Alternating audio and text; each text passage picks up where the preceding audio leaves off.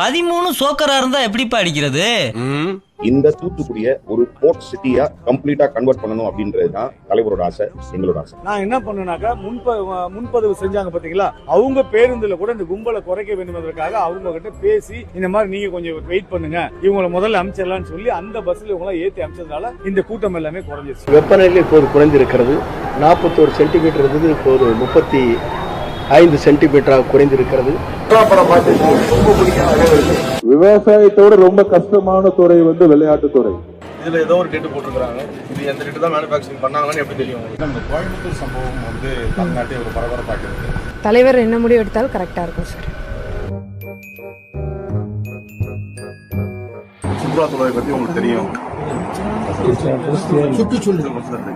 ஒரு 50 ஆண்டு காலமா பாத்தீங்கன்னா இந்த அரிமங்கலம் குப்பை கிடங்கு இதுல வந்து பாறைக்குழி கிட்டத்தட்ட 1200 அடி பள்ளம் இருக்கு. அதுல கொண்டு போய் கொட்டிட்டோம்னு வச்சுங்களேன், இது யாருக்கும் எந்த பாதிப்பும் வர போறது இல்ல.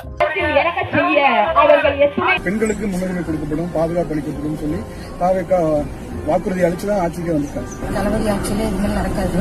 இப்படிப்பட்ட நம்ம தெய்வங்களை தற்குறி என்று 13 ஜோக்கரா வந்தா என்னையா பண்றது எப்படின்னு அந்த நிலைமையில இன்னைக்கு இந்த சோஃபா மாடல் அரசு நடந்துகிட்டு இருக்கு.